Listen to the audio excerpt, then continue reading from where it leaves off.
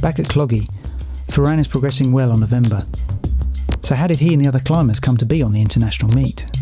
Each country throughout the world has what's called a federation, and other countries regard the BMC as the federation for England and Wales.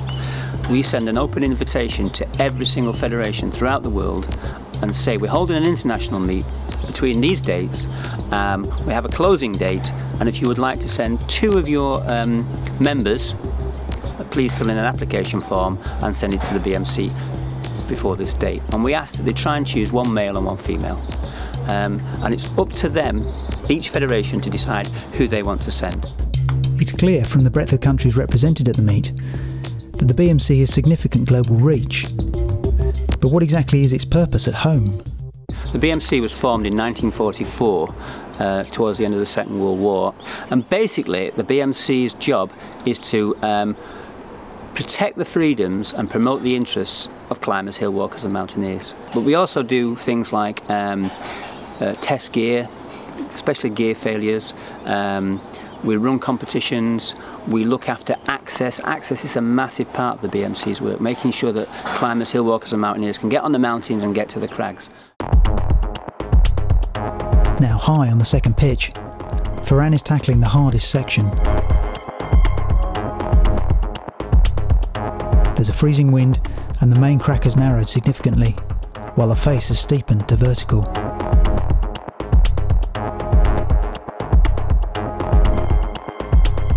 Clogwynderarddau is a mesmerising crag. Fortress-like, it keeps lookout over the northern approaches to Snowdon. Its history is immense, with pioneering climbers such as Joe Brown helping to make it the institution it is today. Perhaps Ferran has a sense of this history as he nears the top of November, first climbed by Brown in 1957. Another climbing institution with a rich history is the climbers' base for the week, Plasibrennan. It was converted in 1955 from the Royal Hotel into the Snowdonia Outdoor Recreation Centre. The name Plasibrennan is a clue to its past, meaning the House of Kings or the Royal House. Among those involved in its creation was the 1953 Everest expedition leader John Hunt and Olympian John Disley. Well, 50 years Plasibrennan has been in existence, and of course there have been lots of changes in outdoor activities and the development of facets of outdoor adventure activities. In that time it's become a really key part of mountain training and a really key place for people to learn about rock climbing in particular, but also a key place to learn about how to teach and lead other people. So Plasibrennan has become the most important provider of training to turn people into leaders, coaches, mountaineering instructors and mountain guides in this country. It's easy to think of an outdoor centre as a kind of bunkhouse, but Plasibrennan was a hotel, and a lot of money has been put into making sure that it's up to modern standards. So we can accommodate, at the moment, 70 people in ensuite bedrooms, sort of hotel standard accommodation, and within the year that will increase to 85 beds. So we've got quite a lot of accommodation, although to be honest it's usually full, in the main house. And then we have accommodation for another 30 in bunkhouse type accommodation. So it's not uncommon to have 100 guests staying overnight most days of the week. In addition to our residential courses, we have day visitors that come and use the facilities, if you like, the sport facilities that are on site. We have a climbing wall. In fact, we have 2 climbing walls, one that's specifically designed for teaching novices and teaching about technique for climbing. But we have a main climbing wall that is open to the public, really good for bouldering and good for leading. We have a rolling pool. That's really good facility because it allows us to run canoeing courses through the year, teaching people about getting out of boats right through the middle of winter when you wouldn't want to do it on the lake.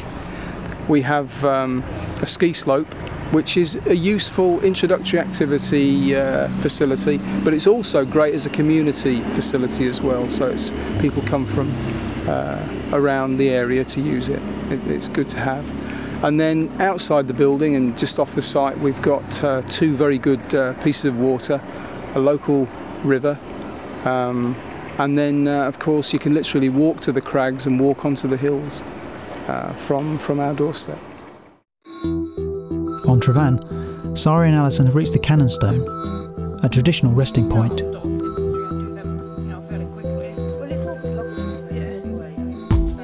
They've completed the first third of the route, which is relatively straightforward, but there's still a long way to go, with the most engaging sections laying in wait.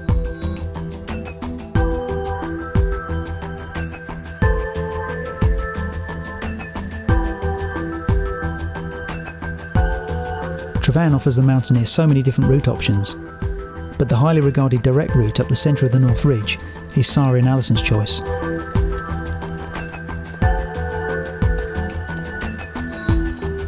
This is the steepest route, with the most sustained rock contact, but it barely rises much above grade 1, even at its trickiest points, and the exposure is short-lived.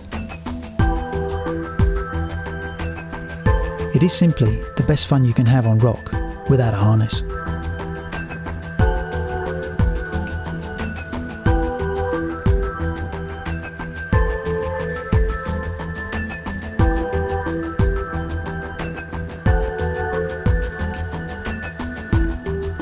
Sari and Alison are moving quickly. They're experienced alpinists and are at home on the ridge. The ability to move at speed on Travan is another part of its appeal. It's not unusual to encounter a lightly rigged mountaineer on the summit who's taken just an hour or so to scale the peak.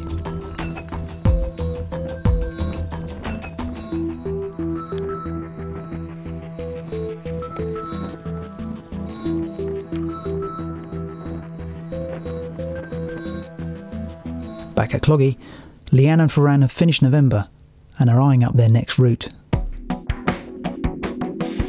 It's Mordor, a large buttress that from the east appears like a castle turret. Mordor is grade E4 6A. This time Leanne's leading, but it's a route she hasn't climbed before.